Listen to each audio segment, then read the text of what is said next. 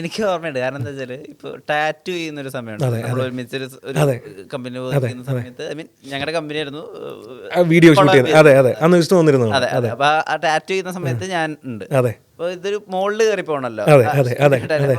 ഞാൻ നോക്കുമ്പോ മോളിന്ന് എന്നെ ഇങ്ങോട്ട് വിളിക്കുന്നത് വിഷ്ണു ഇത്രയും ഉറക്കെ സംസാരിക്കുന്ന ഒരു മനുഷ്യൻ. അതിപ്പോ ഭയങ്കരമായിട്ട് പറയും. എന്റെ അമ്മയൊക്കെ പറഞ്ഞു തുടങ്ങി, നീ ഇപ്പൊ എന്തും മര്യാദയ്ക്ക് സംസാരിക്കുന്നത്. അങ്ങനെ വെച്ചാൽ അമ്മയും ഞാൻ അങ്ങനെയല്ല. ശാന്തന്റെ മകൻ പ്രശാന്ത്. അങ്ങനെ ഒരു സാധനമുണ്ട്. ഇപ്പം വണ്ടിയിൽ ഇപ്പം കാറിലൊക്കെ പോകുമ്പോഴത്തേക്കും ഇപ്പം ആരെങ്കിലുമൊക്കെ ഓവർടേക്ക് ചെയ്യുക എന്തെങ്കിലുമൊക്കെ വന്നാൽ ഞാനിങ്ങനെ എന്നൊക്കെ പറയുമ്പോൾ ചിന്നു പറയും, നന്ദു നീ ഇതല്ല. അപ്പം ഇങ്ങനെ ഭയങ്കര രസം. ഇപ്പം മൊത്തത്തിൽ ലൈഫും ഭയങ്കര രസമാണ്. ഭയങ്കര ഹാപ്പിയാണ്, ഭയങ്കര പോസിറ്റിവിറ്റിയാണ്, ഭയങ്കര ഹാപ്പിയായിട്ട്.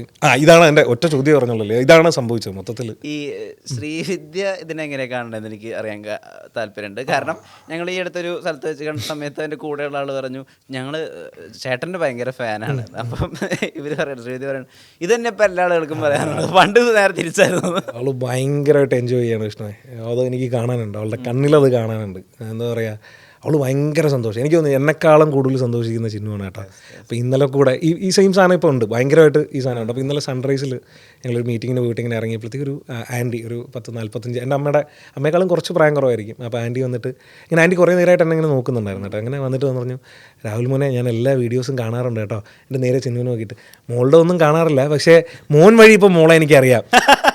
ചിന്നുവിനാണ് സന്തോഷം ഇത് കേൾക്കുമ്പോൾ. എനിക്ക് വിഷമാവും, എനിക്ക് പെട്ടെന്ന് വിഷമാവും. അപ്പോൾ എനിക്ക് ചിന്നുവിന് ഇത് കേൾക്കുമ്പോൾ ഭയങ്കര സന്തോഷമാണ്. എല്ലായിടത്തും ഇപ്പം ചിന്നു അമൃതയിൽ ഷോ ചെയ്തുകൊണ്ടിരിക്കുകയാണ്. അവിടെ വരുന്നവരും അവിടുത്തെ ഗസ്റ്റുകളും എല്ലാവരും വന്ന് പറയുന്നുണ്ട്, എൻ്റെ വീഡിയോസ് കാണാറുണ്ട്. ചിന്നു ഭയങ്കരമായിട്ട് എൻജോയ് ചെയ്യുക. ഞാൻ പറഞ്ഞ പോലെ എന്നെക്കാളും കൂടുതൽ എനിക്ക് ഒന്ന് സന്തോഷിക്കുന്നത് ചിന്നു ആയിരിക്കും, ഉറപ്പായിട്ടും. അത് ചിഹ്നമായിരിക്കും. ഈ അടുപ്പമുള്ളവർക്ക് അറിയാം, നിങ്ങൾ രണ്ടുപേർക്കും അടുപ്പമുള്ളവർക്ക് രാഹുലിന് ഒറ്റയ്ക്കൊരു ഐഡന്റിറ്റി ഉണ്ടെന്നും, അല്ലെങ്കിൽ രാഹുൽ ഈ ഓർഡിനറി ആയതിനെ എക്സ്ട്രാ ഓർഡിനറി ആക്കുന്നൊക്കെ ഇപ്പോൾ നമ്മൾ കാണുന്നില്ല. പക്ഷെ ഭയങ്കരമായിട്ട് വിശ്വസിക്കുകയും കൂടി ചെയ്തിരുന്ന ഒരാളാണ് ശ്രീവിദ്യ എന്ന് ഞങ്ങൾ. പിന്നെ ഞാൻ ഒരിക്കൽ പറഞ്ഞിട്ടുണ്ട്, കഴിഞ്ഞ ഒരു ഇൻ്റർവ്യൂവിൽ ഞാൻ പറഞ്ഞിട്ടുണ്ട്, എന്നെ കഴിഞ്ഞ 8 കൊല്ലമായിട്ട് എന്നെ പൊന്നുപോലെ ഒരു കുറവും വരാതെ പോറ്റി വളർത്തി, അതെ, ഒരു കുറവും വരാതെ എന്നെ നോക്കുന്നത് എൻ്റെ ചിന്നു തന്നെയാണ്. അതിന് മുന്നേ അമ്മയായിരുന്നു. അപ്പം ഞാൻ ജോലി ചെയ്യുന്ന സമയത്തൊക്കെ ഫിനാൻഷ്യലി ഭയങ്കര സ്റ്റേബിളായിരുന്നു വിഷ്ണു. അറിയാലോ, ഒരു സിനിമയിലെ ഒരു 6 വർഷമായിട്ട് സിനിമ ചെയ്യാതെ ഇരിക്കുന്ന ഒരു ഡയറക്ടറിന് ഉണ്ടാകാൻ പോകുന്ന എല്ലാ ഫിനാൻഷ്യൽ ക്രൈസിസും വിഷ്ണുവിന് എന്തായാലും മനസ്സിലാവും. കാരണം വിഷ്ണു ഇതേപോലെ തന്നെ വന്നതാണെന്ന് എനിക്ക് വ്യക്തമായിട്ട് അറിയാം. അപ്പം വിഷ്ണുവിന് മനസ്സിലാവും. അപ്പോൾ 6 വർഷമായിട്ട് എനിക്ക് ഒന്നിനും ഒരു കുറവ് വരാതെ, അതിന് മുന്നേ എൻ്റെ അമ്മ നോക്കിയിട്ടുണ്ട്. ഇതിനിടയിൽ ഞാൻ ജോലി ചെയ്തിരുന്നു, ഒരു 3-3.5 വർഷം ജോലി ചെയ്തിരുന്നു. ആ സമയത്തൊന്നും ഒരു കുഴപ്പമില്ല. പക്ഷെ അതിനുശേഷം എന്നെ എല്ലാം നോക്കിയിരുന്നത് ചിന്നുവാണ്. സിനിമയെക്കാളും ഉപരി ഇപ്പോഴാണ് എനിക്ക് ചിന്നുവിനെ തിരിച്ചു നോക്കാൻ പറ്റുന്നത്. കാരണം ചെറിയ ബ്രാൻഡ് കൊളാപ്സ് വരും, അറിയാലോ. ഈ കഥകളിലൂടെ ഞാൻ ആർക്കും ദോഷമില്ലാത്ത നല്ല പ്രോഡക്റ്റുകളോ അല്ലെങ്കിൽ നല്ല ബ്രാൻഡുകളോ വരുമ്പോൾ ഞാനിപ്പോൾ ഇൻ്റഗ്രേറ്റ് ചെയ്യാറുണ്ട്. അപ്പോൾ ആ പൈസയിൽ നിന്ന് മെനഞ്ഞാന്നാണ് ഞാൻ ആദ്യമായിട്ട്, കഴിഞ്ഞ കുറേ നാളുകൾക്ക് ശേഷം ആദ്യമായിട്ട് ഞാനൊരു ഒരു സർട്ടൺ എമൗണ്ടിന് ഞാനൊരു ഗിഫ്റ്റ് മേടിച്ച് കൊടുക്കുന്നത് ഈ ടൈമിലാണ്. ബർത്ത്ഡേക്ക് പോലും ഭയങ്കര രസമാണ് ഈ പരിപാടി. ചിന്നുവിൻ്റെ ബർത്ത്ഡേ വരുമല്ലോ. അപ്പോൾ തലേ ദിവസം ആകുമ്പോഴത്തേക്കും 2 ദിവസം മുന്നേ ചിന്നു എന്നെ ഒരു 10,000 രൂപ അക്കൗണ്ടിലോട്ട് ഇടും, എൻ്റെ അക്കൗണ്ടിലോട്ട്. അത് ഞാൻ ഗിഫ്റ്റ് മേടിച്ച് കൊടുക്കണം ചിന്നുവിന്. അപ്പോൾ ഒരു 10,000 വരുമ്പോഴേ എനിക്ക് മനസ്സിലാവും, ഓക്കെ ഇത് ഗിഫ്റ്റിനുള്ളതാണ്. എന്നിട്ട് ഞാൻ അമ്മയുടെ നിന്നും കൂടെ ഒരു ചെറിയ ഷെയറൊക്കെ മേടിച്ചിട്ട് ഞാൻ ഇവൾക്ക് ഒരു ഗിഫ്റ്റ് മേടിച്ച് കൊടുക്കും. അപ്പോൾ എനിക്ക് തോന്നുന്നു അടുത്ത ബർത്ത്ഡേ മുതൽ അതിൻ്റെ ആവശ്യം വരുമെന്ന് എനിക്ക് തോന്നുന്നില്ല.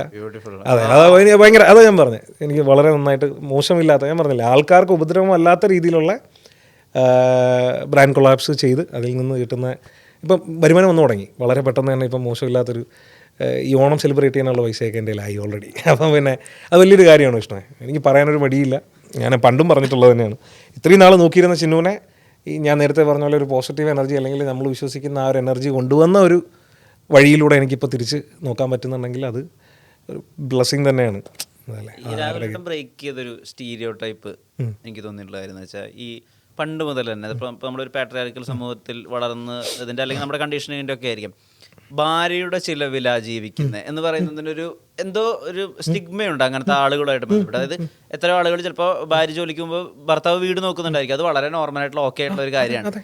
പക്ഷെ അതിനെ കുറേ നോർമലൈസ് ചെയ്യാൻ സാധിച്ചിട്ടുള്ളത് പലപ്പോഴും രാവിലേട്ടൻ ആ ഇന്റർവ്യൂ മീൻസ് കല്യാണത്തിന് ശേഷം കൊടുത്ത ഇന്റർവ്യൂ അത് വളരെ നോർമലൈസ് ചെയ്തിട്ട് പറഞ്ഞിട്ടുണ്ട്. അതിൻ്റെ അത് നല്ലൊരു കാര്യമാണ്. ഞാൻ ചിന്തിച്ചിട്ട് പോലും ഇല്ല കേട്ടോ വിഷ്ണു. ഇപ്പോൾ വിഷ്ണു പറയുമ്പോഴാണ് ആ സാധനം എനിക്കറിയാം. ഏതാ ഭാര്യയുടെ അല്ല, സ്വന്തം ഭാര്യയുടെ ചിലവിലല്ലേ, കണ്ടവരുടെ ഭാര്യയുടെ ചിലവിലോ സ്വന്തം ഭാര്യയുടെ ചിലവിൽ തന്നെയല്ലേ ജീവിക്കുന്നത്. അതിൻ്റെ അർത്ഥം ഈ ആരാണെങ്കിലും ഇപ്പോൾ എന്നെപ്പോലെ വൈഫിൻ്റെ സഹായത്തിൽ ജീവിക്കുന്ന എല്ലാവർക്കും ഒരു വിശ്വാസം മനസ്സിലുണ്ടാവും, നാളെ ഒരു ദിവസം അവളെ ഇപ്പം നോക്കുന്നതിനേക്കാളും 10 ഇരട്ടി മടങ്ങ് പവർഫുള്ളായിട്ട് നമുക്ക് നോക്കാൻ പറ്റുമെന്നുള്ളൊരു വിശ്വാസമുള്ളവന്മാർ തന്നെയാണ് അങ്ങനെ ഈ പറഞ്ഞ പോലെ ഭാര്യയുടെ ചിലവ്, അങ്ങനെ പറഞ്ഞാലും തെറ്റൊന്നുമില്ല കേട്ടോ. ഭാര്യയുടെ ചിലവ് ജീവിക്കുന്നവർക്ക് അങ്ങനെ ഒരു 100% അവർ കോൺഫിഡൻ്റ് ആയിരിക്കും നാളെ അവൾ നമ്മളെ നോക്കുന്നതിനേക്കാളും നന്നായിട്ട് നമുക്ക് അവളെ നോക്കാൻ പറ്റും എന്നുള്ളൊരു വിശ്വാസമുള്ളവർ തന്നെ ആയിരിക്കും. അല്ലാതെ മറ്റു പരിപാടിയല്ല വിഷ്ണു, ഏതാ അവൾ നോക്കിക്കോളും, ആ മൂടല്ല, മനസ്സിലല്ലേ? അവൾ ഓഫ് കോഴ്സ് നമ്മൾ എല്ലാ ദിവസവും ഒരു പരിപാടി ചിന്തിക്കുന്നോ അല്ലെങ്കിൽ ഒരു കാര്യം ചെയ്യണമെന്ന് ചിന്തിക്കുന്നത് പോലും അവർക്ക് വേണ്ടിയിട്ടായിരിക്കും, മനസ്സിലായില്ലേ? എല്ലാവരും അങ്ങനെ തന്നെ ആയിരിക്കും വിഷ്ണു, അതിൽ ഒരു തെറ്റുമില്ല. ഞാൻ പറയാം, ഈ ഞാൻ ഇപ്പം പറഞ്ഞല്ലോ, ഇപ്പം ബ്രാൻഡ് ഗ്ലോബ്സ് വന്നു. കഴിഞ്ഞതിൻ്റെ അങ്ങേ മാസം വരെ ഞാൻ ഭാര്യയുടെ ചിലവിൽ തന്നെ ജീവിച്ച ഒരാളാണ്. അത് പറയാൻ എനിക്ക് ഒരു മടിയില്ല. അതിൽ എനിക്ക് എന്താ പറയുക, സന്തോഷമേ ഉള്ളൂ അതിൽ. അവൾക്ക് മടിയാട്ടോ പറഞ്ഞ പോലെ, ഇവൾക്ക് മടി. ചില കടകളിലൊക്കെ പോയിട്ട് ഇപ്പം ഭക്ഷണം കഴിച്ചിട്ട് ഇറങ്ങുമ്പോഴേ പതിയെ ഈ ഫോൺ കൊണ്ടുവന്ന് എൻ്റെ തരും. ആരുടെ? ചിന്നുവിൻ്റെ ഫോൺ. ഗൂഗിൾ പേ ചെയ്യണമല്ലോ, അപ്പോൾ എൻ്റെ പൈസ കാണില്ല. അപ്പം പയ്യെ ഈ ഫോൺ കൊണ്ടുവന്ന് എൻ്റെ തരും. അപ്പോൾ ഞാൻ പറയും, ഇല്ല നീ കൊടുക്ക്. ഇല്ല നന്ദു ചേട്ടൻ കൊടുക്ക്, നന്ദു ചേട്ടൻ കൊടുക്കും. അപ്പോൾ ഞാൻ പറയും, ഇല്ലടി അതിനെന്താ തെറ്റ്? ഇതുവരെ പുള്ളിക്കാരി കൊടുത്തിട്ടില്ല. എപ്പോഴും ഇങ്ങനെ പയ്യെ കൈ എഴുതാൻ പോകുമ്പോൾ പയ്യെ ഫോൺ കൊണ്ടുവന്ന് ബാക്കിലത്തെ പോക്കറ്റിലോ അല്ലെങ്കിൽ കയ്യിലോ ഇങ്ങനെ വന്നിട്ട് പുള്ളിക്കാരി അങ്ങ് പോകും. ഇതുവരെ ഒരു കണക്ക് ചോദിച്ചിട്ടില്ല. എന്താ പറയുക, പുള്ളിക്കാരിക്ക് അറിയത്തില്ല പുള്ളിക്കാരിയുടെ ബാങ്കിൽ എത്ര ബാലൻസ് ഉള്ളു. എല്ലാം ഞാനാണ് നോക്കുന്നത് കാര്യങ്ങളെല്ലാം.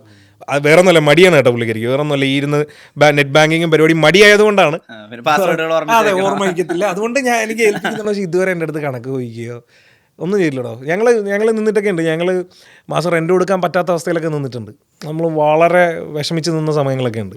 അതെല്ലാം തരണം ചെയ്ത് എൻ്റെ അമ്മ ഭയങ്കര സ്ട്രോങ് ആണ്, അന്യായ സ്ട്രോങ് ആണ്. അവരൊരു 10-40 കൊല്ലം ഗവൺമെൻറ് എംപ്ലോയി ആയിരുന്നു. അച്ഛൻ കുറച്ച് ബാക്കിലോട്ടായിരുന്നു. അച്ഛൻ കുറച്ച് ഇൻഡിപെൻഡൻ്റ് ആയിട്ടൊക്കെ ചിന്തിക്കുന്ന ഒരു വ്യക്തിയായിരുന്നു. അപ്പോൾ എന്നെ പഠിപ്പിച്ചതും എന്നെ നോക്കിയതും എല്ലാം എൻ്റെ അമ്മയാണ്.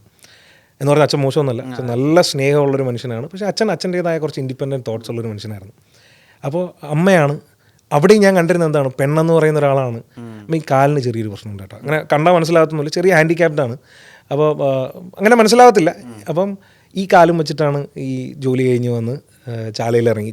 തിരുവനന്തപുരത്തുകാർക്ക് അറിയാം, ചാലയിലാണ് സാധനങ്ങളൊക്കെ മേടിക്കുന്നത്. അതൊക്കെ മേടിച്ച്, അതെ, മാർക്കറ്റിൽ നിന്ന് സാധനങ്ങളൊക്കെ മേടിച്ച് ബസ് കയറി വീട്ടിൽ വന്ന് എനിക്ക് ഭക്ഷണം ഉണ്ടാക്കി തന്ന് പിറ്റേ ദിവസം രാവിലെ എന്നെ സ്കൂളിലൊക്കെ വിട്ട് അമ്മ ജോലിക്ക് പോയി ഒരുപാട് നാൾ. ഈ പറഞ്ഞ പോലെ അച്ഛനും ജോലിക്ക് പോകുന്നില്ല എന്നല്ല, പക്ഷേ ഞാൻ പറഞ്ഞില്ല, അച്ഛൻ്റെ തോട്ട്സ് വേറെയായിരുന്നു.